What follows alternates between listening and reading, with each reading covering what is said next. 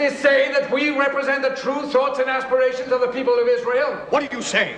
I've often wondered if, as elders, we're not too cut off from them and from their real problems. How can we guide them if we don't know what's in their hearts? But without our guidance, they would be lost. People will run after any new thing. Why, they've taken up with this man Jesus with his tricks and exaggerated promises. I have seen him. I've heard him preach. His words reach into men's hearts, not like ours.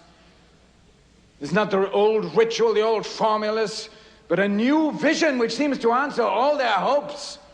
A message of comfort, of goodness, of purity, of the virtues of humility. We've heard it all before, from John the Baptist and hundreds of others. He allows those who follow him to hail him as the Messiah. He's a blasphemer! He's an imposter! With respect to those more learned than I, there is one possibility that it seems no one here is ready to consider. What is it? The possibility that Jesus of Nazareth may be, in fact, the Messiah awaited by our people. A carpenter from Galilee. This man has studied the prophecies, and carefully and subtly he never misses a chance to identify himself with them. Exactly. I only know that, like our brother Joseph, I've heard him preach. I was moved, lifted out of myself, and seemed to see all things in a new and blinding light. I was aware of wonders, signs that God may be with him, and through him, with us. Do you realize what you are saying, Master Nicodemus? Let him speak. Listen to him. Let him speak. Don't shout him down. The coming of the Messiah is the heart of our faith. Why should he not come now? Why do we dream our liberator will be revealed in glory, a new Solomon, new David? Is God not allowed to choose whom he wishes? Even the son of a poor carpenter from Nazareth? David began life as a shepherd.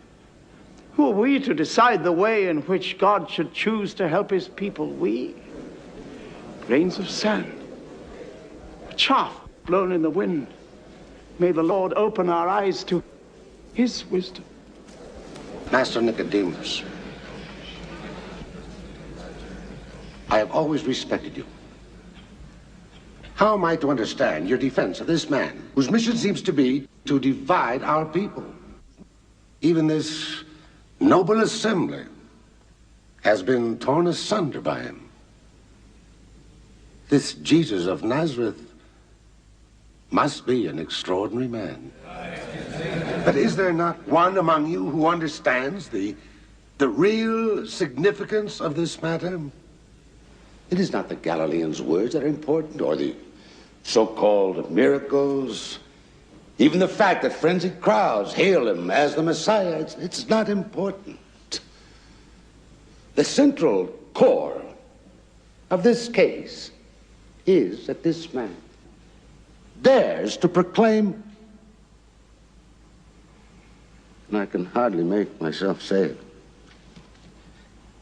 this man dares to proclaim himself the Son of God.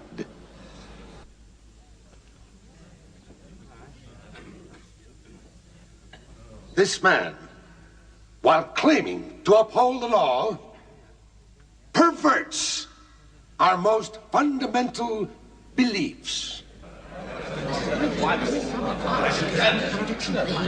Our law says the prophet who claims to say in the name of God things which God has not commanded, that prophet must die. If this man Jesus is a false prophet and a blasphemer, is it not better for one man to die than for a whole nation to perish? However, under Roman occupation, Caiaphas, the people of Israel may put a goat to death, but not a man. Thank you, Zero, for reminding us of our realities.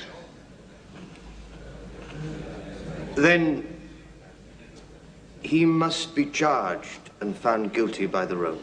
But Caiaphas, we've not found him guilty yet. Surely our law does not condemn a man before first giving him a hearing before the elders of Israel? No matter how serious his offense, we cannot simply hand over one of our brothers to the Romans. Caiaphas, after the Passover, let me persuade Jesus to come to us and explain to us what is in his heart and his mind when he says he is the Son of God. No! Caiaphas, to delay would be too dangerous. We all know what steps Pilate would take against our people if the unrest continues. Zerah, he must be taken tonight. It could cause even more trouble among the crowds if our temple guards go searching for him. I think I know the way to reach him. Zerah, don't forget, Jesus of Nazareth is one of our brothers.